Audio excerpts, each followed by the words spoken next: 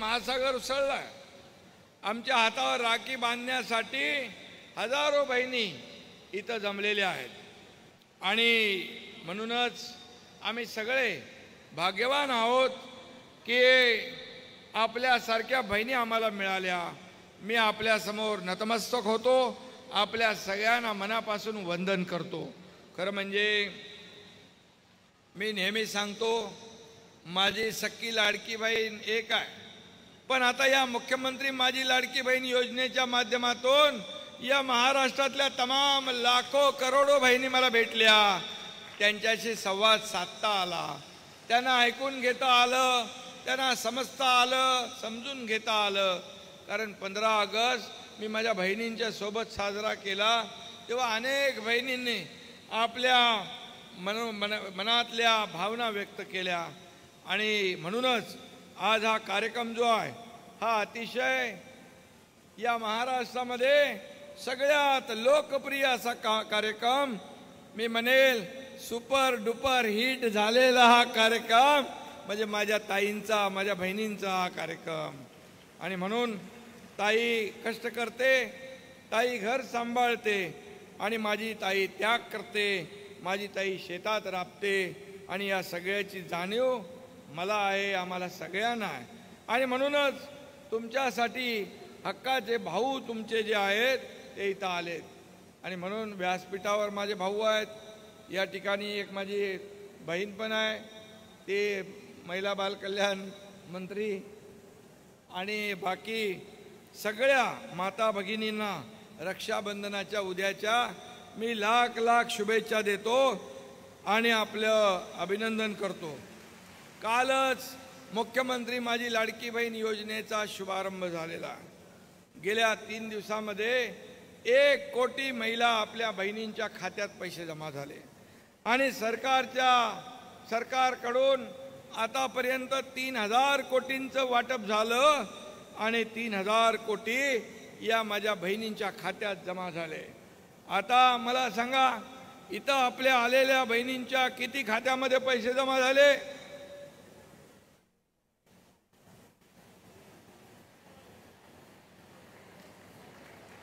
भरपूर हात वरती झालेले आहे आणि मगाशी पालकमंत्री आणि कलेक्टर मला सांगत होते की गावागावात घराघरात जाऊन नोंदणी झाली। 5.5 लाखाचं टार्गेट पूर्ण झालंय। ज्यांच्या खात्यात पैसे गेले नाहीत त्यांचे आधार सीडिंग वगैरे झालं, काही त्रुटी असतील त्या दूर झाल्या की त्यांच्याही खात्यात पैसे जमा होतील। कारण आपल्यासाठी आम्ही थोडके नाही तर पूर्ण आर्थिक वर्षामध्ये 35,000 कोटींची तरतूद आपल्या या सरकारने मुख्यमंत्री माझी लाडकी बहीण योजनेसाठी ठेवलेली आहे। कारण ही योजना काही एका दिवसात झाली नाही। आम्ही जेव्हा देवेंद्रजी आणि आम्ही दोघं सरकारमध्ये आलो, पहिले आम्ही दोघांनी शपथ घेतल्यानंतर पहिल्या दिवसापासून, पहिल्या कॅबिनेट पासून आम्ही फक्त आणि फक्त या राज्यातल्या सर्वसामान्य जनतेचा विचार केला। मग शेतकरी आहेत, कष्टकरी आहेत, कामगार आहेत, माझ्या माता भगिनी आहेत, युवक आहेत, माझे लाडके भाऊ पण आहेत, ज्येष्ठ आहेत, सगळ्यांसाठी योजना आणण्याचा आम्ही विचार केला। आणि त्यावेळेस देवेंद्रजी अर्थमंत्री होते, त्यांना मी म्हणालो या योजना आपल्याला अशा करायच्या आहेत। ते बोलले शिंदे साहेब चिंता करू नका, तुम्ही योजना सुचवा, पैसे देण्याचं काम मी करणार। आणि त्यानंतर काम सुरू झालं। नंतर अजितदादा आले आणि आम्हाला एक तिसरा सहकारी भेटला आणि त्यानंतर ही ताकद आणखी वाढली। विरोधक आमचं सरकार स्थापन झाल्यापासून रोज सरकार पडेल रोज महिन्यातून, 2 महिन्यातून, 4 महिन्यातून एकदा म्हणाले नंतर मुख्यमंत्री बदलणार, पण काय सरकार बदललं नाही। सरकार मजबूत होत गेलं आणि म्हणून तर सरकार मजबूतीने काम करतंय। म्हणून माझ्या लाडक्या बहिणींच्या खात्यात आज 1500 रुपये, 3000 रुपये आज जमा होत आहेत। याचा समाधान, याचा आनंद आम्हाला आहे। खरं म्हणजे सरकार सर्वसामान्यांचं आहे। हे मी देखील एका शेतकरी कुटुंबातला आलोय। मी सर्वसामान्य कुटुंबातून पुढे आलेला एक मुख्यमंत्री हा आपल्या परिवारातला मुख्यमंत्री आहे. सोन्याचा चमचा घेऊन आलेले आम्ही लोक नाही आहोत. आणि म्हणून जे पैशाच्या राशीमध्ये लोळणाऱ्यांना या 1.5 आणि 3 हजाराची काय किंमत कळणार. आणि म्हणून ही किंमत जी आहे ही किंमत माझ्या या सर्वसामान्य घरातल्या कुटुंबातल्या लाडक्या बहिणींनी त्याची किंमत आहे. आणि म्हणूनच आज ही योजना आपल्या सहकार्यामुळे आपल्या आशीर्वादामुळे यशस्वी झालेली आहे. आणि म्हणून तुम्हाला एवढंच सांगतो, आम्ही आता 1,500 रुपयाने ही योजना सुरू केलेली आहे. पुढे सरकारची ताकद वाढली, कारण महाराष्ट्र एक बलवान राज्य आहे. या देशामध्ये महाराष्ट्र एक ग्रोथ इंजिन आहे. आणि या महाराष्ट्रामध्ये एवढ्या मोठ्या पायाभूत सुविधा आणि प्रकल्प सुरू आहेत की हे राज्य देशाच्या पाठीशी खंबीरपणे उभं राहणारं राज्य आहे. आदरणीय मोदी साहेबांच्या पाठीशी खंबीरपणे उभं राहणारं राज्य आहे. म्हणून आता आम्ही 1,500ची योजना केली आहे. पण जसं आमच्या सरकारचं ताकद वाढेल आपल्या आशीर्वादाने, या 1,500चे 2,500 होतील. आणखी ताकद वाढली 2,000 होतील. आणखी तुम्ही बळ दिलं 2.25 होतील, 2.5 होतील, 3,000 होतील. किंवा 3,000पेक्षा जास्ती देण्याची देखील आमच्या सरकारची दानत आहे. इथं दानत लागते, इथं देणारे हात लागतात, घेणारे नाही. आणि म्हणून तुमच्या आशीर्वादाने जेवढी शक्ती आपण या सरकारला द्याल तेवढ्या ताकदीने तुमच्या खात्यामध्ये पैसे टाकण्याचं काम आमचं महायुतीचं सरकार केल्याशिवाय राहणार नाही. कारण आम्हाला फक्त तुम्हाला 1,500 देऊन थांबायचं नाही.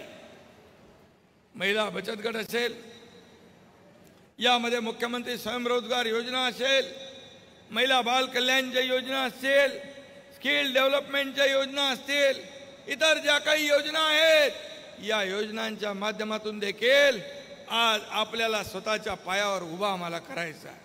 आज मला आठवतंय, महिला बचत गट जेव्हा लोन घेतात, कर्ज घेतात, तर 100% कर्जाची परतफेड करतात. असा एकमेव वर्ग हा माझ्या महिला भगिनींचा आहे. आणि म्हणून आम्हाला उद्योगाच्या माध्यमातून आपल्याला ताकद द्यायची आहे. आणि म्हणून तुम्हाला लखपती झालेली बहीण आम्हाला पाहायची आहे. आणि हे हा आमचा संकल्प आणि उद्देश आहे. जसं मोदी साहेबांनी देखील अनेक योजना केल्या. आता म्हणतात हे लोक, आम्ही हे केलं असतं, आम्ही ते करू. अरे तुमचे हात 2.5 वर्ष कोणी बांधले होते? तुम्ही 50-60 वर्ष या राज्यामध्ये सत्ता गाजवली, देशामध्ये गाजवली. पण मोदी साहेब आले 2014ला, तेव्हापासून उज्ज्वला योजना, जनधन योजना, महिला बेटी बचाव बेटी पढाव, लखपती दीदी, अशा अनेक योजना त्यांनी आणल्या. महिलांना आत्मनिर्भर करण्याचं काम केलं. आणि म्हणून महिलांना आत्मनिर्भर करत असताना महिलांना आत्मसन्मान देण्याचं काम देखील आपल्या सरकारला करायचं आहे. आज मला सांगा, हे पैसे हे अनेक महिलांनी आज पैसे खात्यात आल्यानंतर कालही मी पाहिलं, एक महिलांच्या डोळ्यामध्ये आनंदाश्रू होते की हे पैसे त्याने आता स्वतःच्या खात्यात पैसे. आता माहेरला जायचं आहे, कुठे मुलांना काही खरेदी करायचं आहे, सासू सासऱ्याला काय घ्यायचं आहे, पतिदेवाला काय घ्यायचं आहे, आता त्यांना पैसे मागण्याची गरज नाही, हात पुढं करण्याची गरज नाही. कारण तुमच्या या भावांनी तुम्हाला आत्मनिर्भर करण्याचा प्रयत्न, एक छोटासा प्रयत्न केलेला आहे. आणि म्हणून मी आपल्याला एवढंच सांगतो की आपल्याला टेन्शन घ्यायचं नाही. मगाशी या ठिकाणी काही आपले विरोधक आहेत, मगाशी देवेंद्रजी म्हणाले की सावत्र भाऊ त्यांनी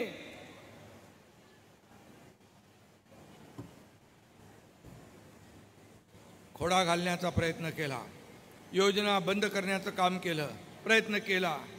योजना फसवी आहे, चुनावी जुमले आहे, या खात्यात पैसे येणारच नाहीत. त्या योजनेत खोडा घालण्याला तुम्ही बरोबर जोडा दाखवाल ना जोडा. आणि म्हणून या ठिकाणी कोर्टात गेले. सावत्र भाऊ, कपटी भाऊ काय जे काय असतील ते त्यांच्यापासून सावध राहा आणि तुम्ही टेन्शन घेऊ नका. त्या सावत्र भावांना टेन्शन द्या, एवढंच मी आपल्याला सांगतो. आणि ही योजना माझ्या बहिणींसाठी कायम स्वरूपी आहे. ही अशी बंद होणारी नाही, कारण पूर्ण त्याची तरतूद आम्ही केलेली आहे. आणि म्हणूनच या बहिणींच्या मगाशी म्हटल्याप्रमाणे आर्थिक परिस्थिती जशी जशी बदलत जाईल, चांगली होईल, तसं देखील आपल्यासाठी हे सरकार अनेक योजना या ठिकाणी आणल्याशिवाय राहणार नाही. कारण पैसा येतो जेव्हा देण्याची नियत असते, देण्याची दानत असते. आणि ती देण्याची दानत तुमच्या या भावांकडे आहे. इथं देना बँक आहे, लेना बँक नाही. आणि म्हणून आपल्याला चिंता करण्याची आवश्यकता नाही. काही लोक आणि म्हणून आमच्या साठी जे जे काही करता येईल ते आम्ही नक्की करू. आणि लाडक्या आमच्या बहिणींना हा खऱ्या अर्थानं हा माहेरचा आहेर आहे. आणि म्हणून आमचं सरकार हे माझ्या बहिणींसाठी हक्काचं माहेर आहे, असं या ठिकाणी मी आपल्याला सांगू इच्छितो. आणि म्हणून ओवाळणीला काही लोक म्हणाले, ही ओवाळणी फक्त तर रक्षाबंधन भाऊबीजेला नाही, तर दर महिन्याला ही ओवाळणी तुम्हाला आपल्या भावांकडून मिळणार आहे. त्यामुळे आणि काही लोक म्हणाले, हे पैसे भीक आहे, हे लाच आहेत, हे काय विकत घेता काय? अरे थोडी तरी शरम वाटली पाहिजे, थोडी तरी लाज वाटली पाहिजे. आपल्या बहिणींच्या बद्दल असे उद्गार काढताना, अरे राजकारण करायला खूप जागा आहेत. निवडणुका येतात जातात, सरकार येतात जातात, परंतु तुम्ही आपले शब्द काय आपल्या बहिणींसाठी वापरता याचं आत्मचिंतन करायला पाहिजे. हे महाराष्ट्र पुरोगामी राज्य आहे. इथे स्त्रीचा अपमान सहन केला जात नाही. आणि म्हणून असं ज्यांनी या ठिकाणी आता पण काही लोक वेड्यासारखी बडबड करतात, पण जसे खात्यामध्ये पैसे जमा झाले तशी त्यांची थोबाड पांढरी फटाक झाली.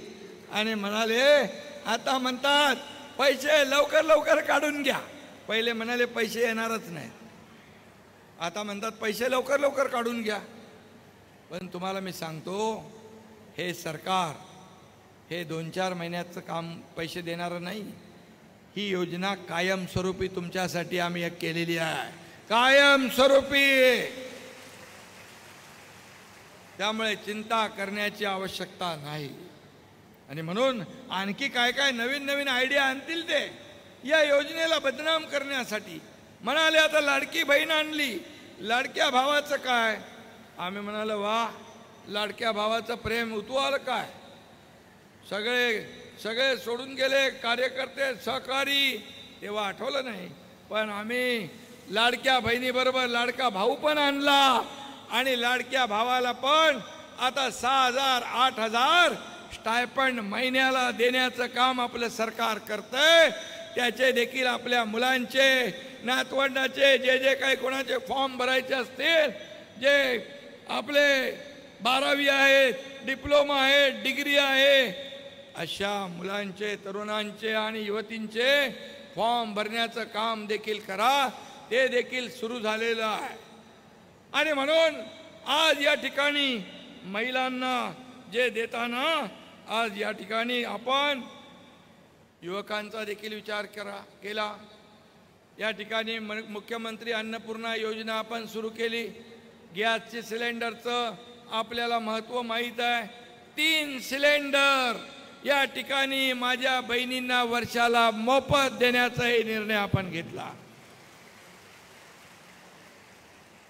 मगाशी देवेंद्रजींनी सांगितलं की 50% ST मध्ये सवलत देण्याचा निर्णय घेतला.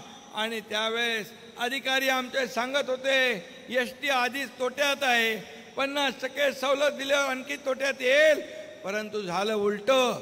तोट्यातली एसटी तुम्ही ताईंनी, माझ्या बहिणींनी फायद्यामध्ये आणली आणि आता एसटी फायद्यात गेली आहे. जिथं तुमचा आशीर्वाद भेटतो, जिथं तुमचा हात लागतो, त्याचं खऱ्या अर्थाने सोनं होतं.